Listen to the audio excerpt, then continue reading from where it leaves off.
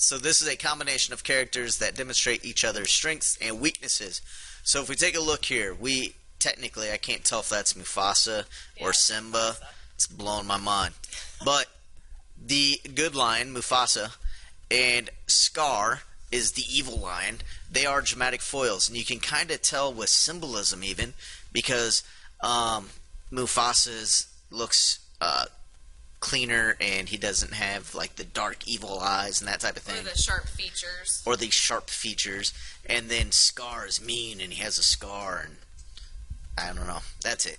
And then we also have the carefree Dory and the super Mr. like, I gotta have everything my way. Uptight. Martin. Nemo's dad. Marlin. Nemo's dad. That's all that matters. Blasphemy. Okay, so then we also have a soliloquy, which is a long speech made by one single character, revealing his or her private thoughts and emotions spoken when on stage alone.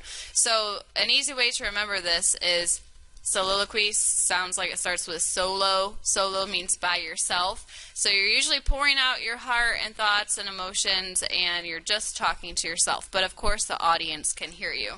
Hey, I have another joke for you. What do you get if you cross a duck with an alligator? I don't know, Miss Cruz. What? A crocodile! We're on the ducks today, it seems like. Alright, let's keep going. Now, this one is a little bit different. Soliloquy is solo, which means by yourself. Monologue is a little bit different because mono just means one.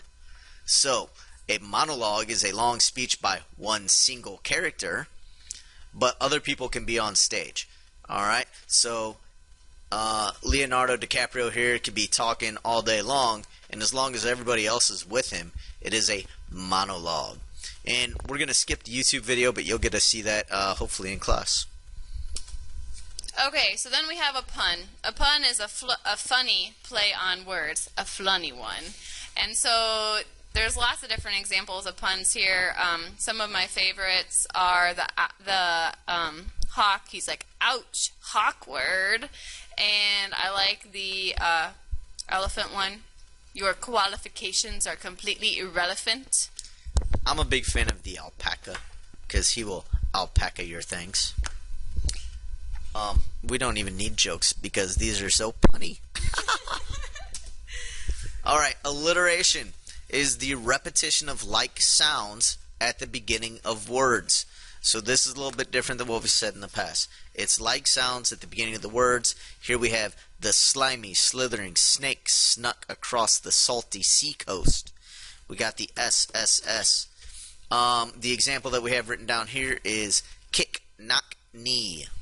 And kick, even though it starts with a K, just like knock and knee, would not be part of an example of alliteration because kick does not make the same sound as knock. It's actually the N sound. So we want to emphasize we're not looking at the actual letter, we're looking at the sound. The sound, not the letter.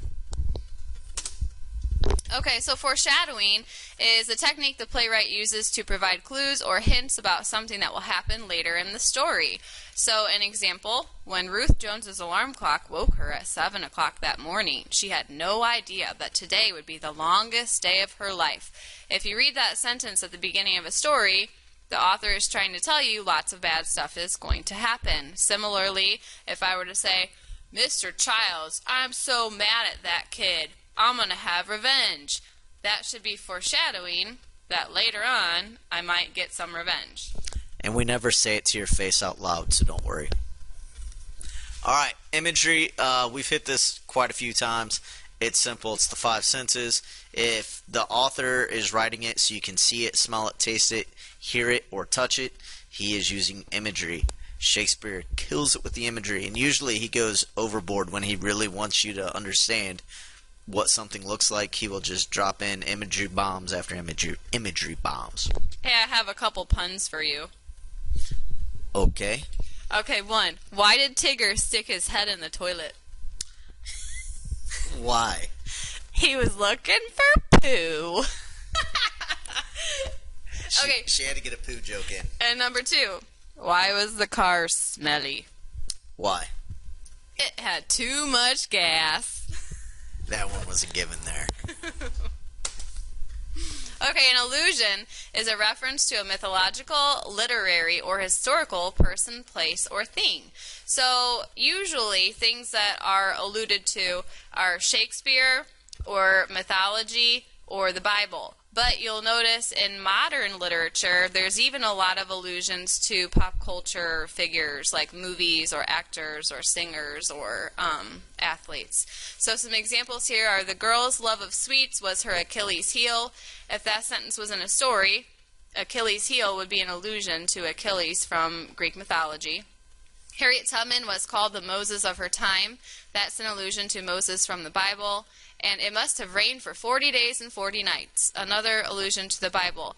So the thing with allusions is that if you don't understand what is being alluded to, then you won't understand what the author is trying to say. So then you have to go and do extra research. Okay, so similes and metaphors. Once again, we think you have hit these before. We're just going to cover them really quickly. So simile is a comparison of two unlike things using like or as. My example is a Shakespearean simile/insult. Miss Cruz is as silly as a bootless bat-fouling Applejohn, and you'll understand that later. Hey, you're a yeasty, weather-bitten wagtail. But that would be either an insult, but being I'm none of those things, it's more of a metaphor, because it is a direct comparison of me to whatever the heck she said. So a comparison of two unlike things, and it does not use like or as. Alright, you'll watch that video later.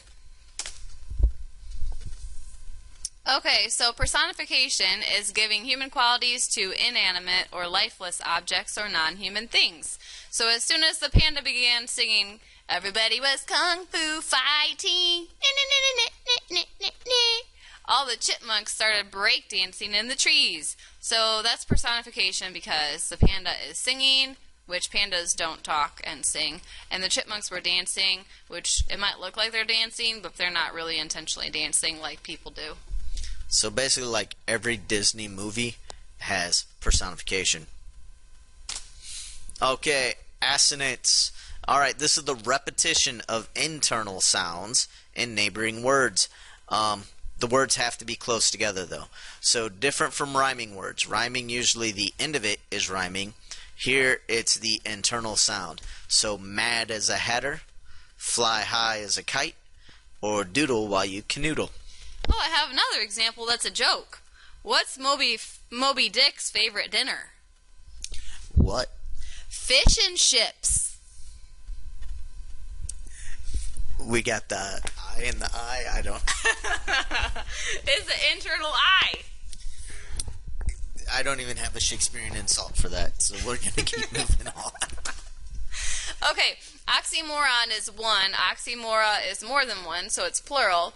Two consecutive words that have contradictory meaning. Like if you look at the Off the Mark cartoon over there, it says, "This is terribly nice. What makes it go?" And so terribly nice is the oxymoron. And then if you look at the bottom, it says oxymoron. And that is actually a pun, because it's referring to the ox in the cart who's a moron, and also the literary tune. Term. Tootie term. Tune. Anyway, examples. That's alliteration. That's a tongue twister. Examples: a little big, an educated guess. Awfully good, pretty ugly. Jumbo shrimp. Alright, now an aside. A quick comment made by a character that is directed at the audience, but is not heard by the other characters on stage. Now this is kind of I don't want to say unusual, but most actors think that this is a bad thing because you never want to break character, but that's why an aside is different. You stay in character and you address the audience.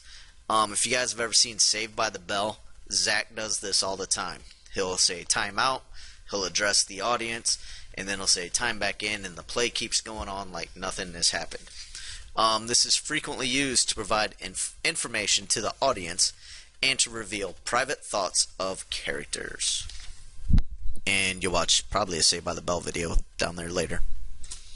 Okay, so then we have a paradox. A pair of ducks? No, a paradox, like the docs on top of the screen there, which is also funny. Okay, a paradox is a statement that seems contradictory, meaning it seems like you're saying two different things. But when you look at it closer, it actually makes perfect sense. So, an example, don't go near the water until you have learned how to swim. That doesn't really make sense because you can't learn how to swim until you get in the water and take lessons, but at the same time it makes sense because parents don't want their little children going near the water if they haven't taken swim lessons because they would drown. And then another example, someday you will be old enough to start reading fairy tales again.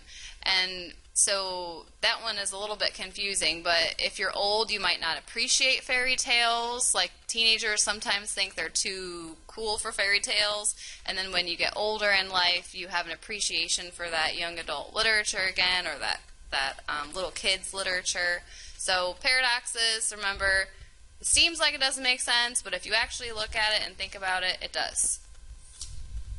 All right, we are now at Act 2. We're going to pause this so you guys have actually a separate video to watch for Act 2. We need one more joke. Okay, would little Miss Muffet share her curds? No. No way! Because it's curds and whey. Way. All right, we'll go ahead and stop it for you guys right now.